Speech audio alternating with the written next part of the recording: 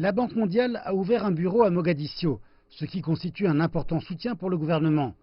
Le vice-président de l'Institution mondiale de prêt d'argent a inauguré le bureau lors de son séjour dans ce pays de la Corne de l'Afrique. Les autorités disent que c'est là une preuve de la confiance croissante des donneurs envers son programme de réforme des finances. Notre objectif est d'investir beaucoup plus en Somalie afin d'y créer davantage d'emplois, davantage d'opportunités pour les jeunes Somaliens.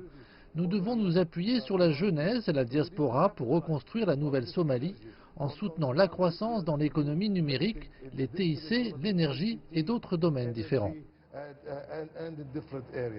Au cours des dernières années, le gouvernement a accru ses efforts pour apurer ses arriérés auprès des principales institutions financières. La Somalie dit s'attendre à des résultats positifs l'année prochaine, alors que le pays s'approche de la date de décision sur l'initiative Pays pauvres très endettés, ou PPTE.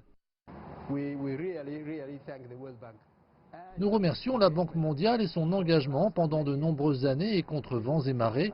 Vous nous avez accompagnés et nous avons fait de notre mieux pour réaliser notre part du contrat.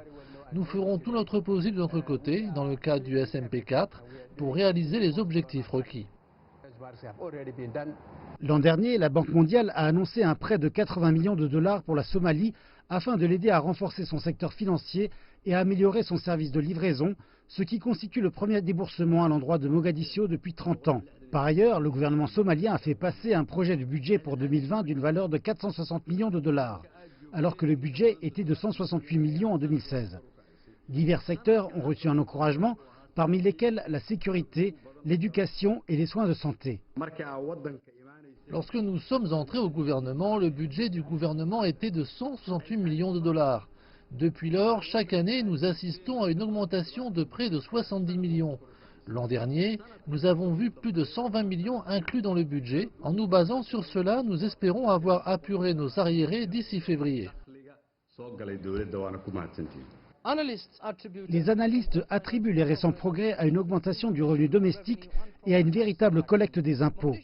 Mogadiscio dit à présent qu'elle reste sur la voie des progrès financiers. Le président du pays a d'ailleurs récemment signé une loi anticorruption, ce qui constitue le dernier de ses efforts pour s'attaquer à la prévarication dans l'une des nations les plus corrompues au monde.